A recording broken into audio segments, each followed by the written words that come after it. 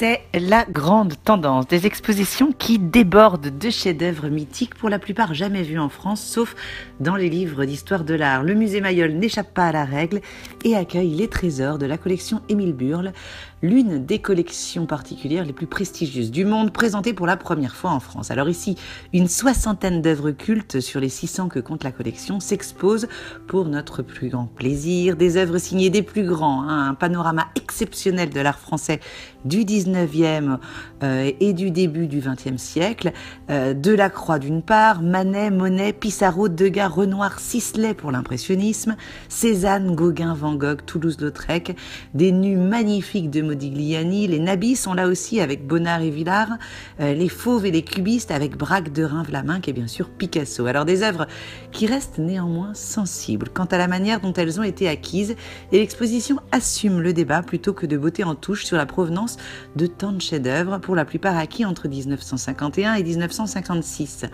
Parce qu'Émile Burle, qui était un industriel suisse, a été aussi un grand marchand d'armes pendant la Seconde Guerre mondiale, dont le commerce extrêmement lucratif, il faut le reconnaître, a contribué à son immense fortune. Alors évidemment, on se pose des questions, et c'est bien légitime, quant à l'acquisition de ces chefs-d'œuvre. L'homme et sa collection ont néanmoins été jugés, le tribunal finissant par témoigner de la bonne foi du collectionneur, c'est important, qui restituera quand même et rachètera nombre de ces œuvres à bon prix à leurs propriétaires, une fois l'origine de certaines œuvres retrouvées. L'exposition aborde cette question et nous permet effectivement de manière frontale de rentrer dans des documents d'archives, et c'est tout à son honneur.